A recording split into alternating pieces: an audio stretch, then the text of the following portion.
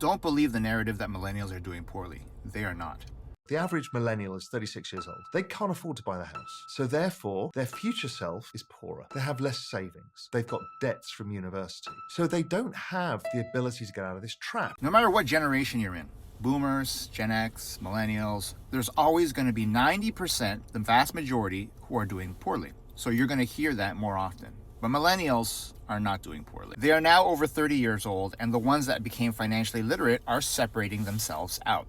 Just like every generation before them, millennials are now wealthier than previous generations were at their age. You're getting paid, promotions, starting businesses, investing, buying homes. You're not going to hear that because the media knows that people don't like reading stories like that. So instead, you're going to see something like this. Quote, we went to college, worked really hard to move up in our careers. We've done what society tells us to do, but it feels like we're being punished for that. That makes no sense. Were you not thinking when someone says, do this, do as you're told? Aren't you looking at where the source of the information comes from? The person telling you what to do is literally selling decades of their life for a salary, barely keeping their head above inflation. Cost of living is impossible, and they can't afford their living standards. That's who you decided to follow? The result shouldn't be a surprise. Commentator later on says their parents never had this problem. They had a lot of money. They lived in nice homes. That meant the children had a privileged upbringing. So I don't understand what the problem is. And their parents, the baby boomers, who are in their 70s and retiring, never had that. They were the richest generation the world had ever seen. You're suffering, but your parents did really well. That means you did really well growing up. So what happened?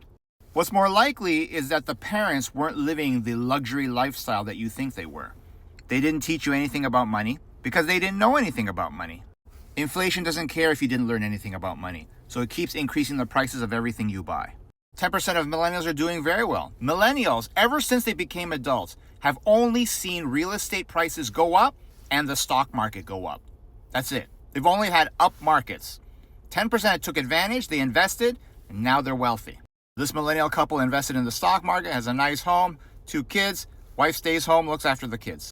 This millennial couple also has a nice home, stock portfolio, nice dog, no kids. Just like every other generation before millennials, the only way you could have failed is if you invested nothing. 0. Invested nothing, you get nothing. For the 10% that did invest, and millennials had the best opportunity to invest because, like I said, every asset class went up as soon as they became adults.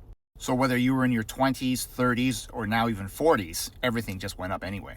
Just like every generation, millennials are now the richest in history. As millennials become richer, the media is going to move on to Gen Z. Oh, Gen Z can't afford anything, and guess what? They'll eventually become the richest too. Learn about the people in your generation who are actually getting wealthy that the media won't cover. Download my free newsletter linked off the bio. Good luck. Take care.